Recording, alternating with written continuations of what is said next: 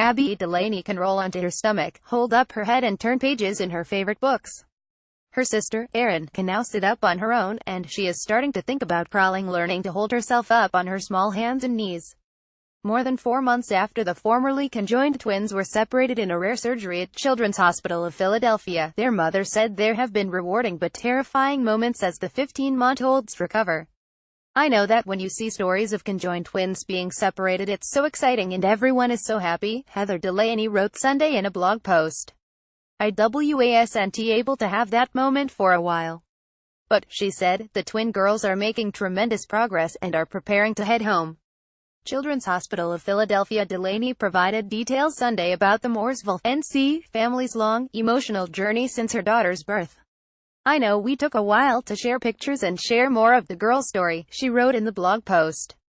"We just wanted them to be well, and the stress to calm down before we let the world back into our lives." Heather and her husband, Riley, learned that their then unborn daughters were conjoined last year when Heather Delaney was about 11 weeks pregnant.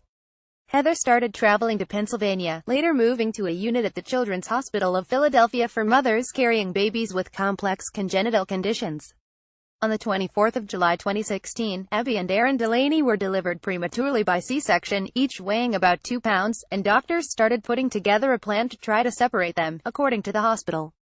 Nearly a year later, on June 6, about 30 doctors, nurses and other medical personnel worked for 11 hours to separate them, entangling blood vessels and separating the brain's outermost membrane and the sagittal sinus, which carries blood to the heart, according to the hospital.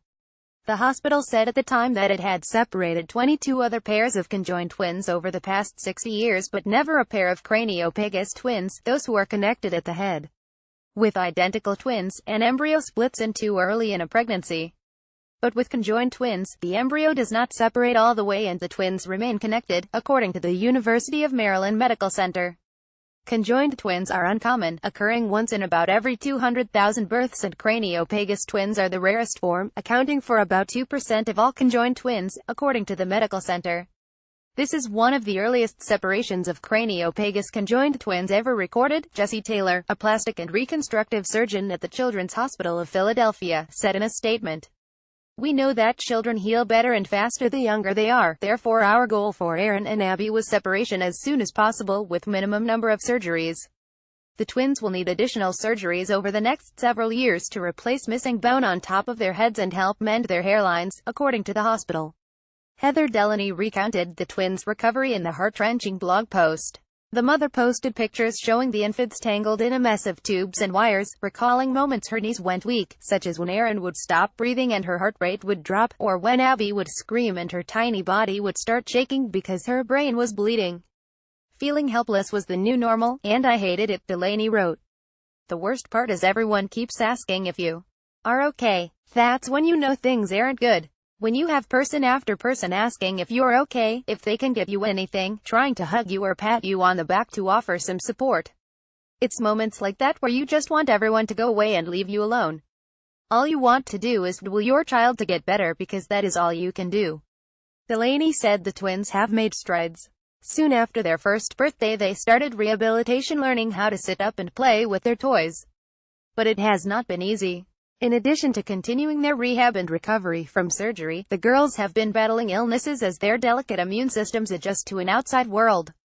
"Each time it is heart-wrenching because I know it is a setback," Delaney wrote on her blog. "Whenever they aren't in rehab getting their therapies, it is a setback as to when we can go home. And poor Abby just can't seem to catch a break. She has had a respiratory virus 3 times, Erin twice, me once. Erin had the flu, Abby and I escaped that one, thank God, and then just this past week Abby got a weird blood infection that caused her to go into septic shock, landing her yet another stay in the ICU. This last one scared me, I am not going to lie." Earlier this month, Erin was discharged from the hospital, her mother said. "Abby still has a little ways to go till she is able to be discharged," she added. But she said after a few more weeks of rehab, hopefully, God willing, we will be headed home for the holidays. Delaney called her young daughters inspiring. "As their parents, it is very neat for Riley and me to have a front row seat to this and watch them overcome these incredible obstacles," she said in a statement. "We cannot wait to see what their future holds." 2017 copyright The Washington Post. This article was originally published by The Washington Post.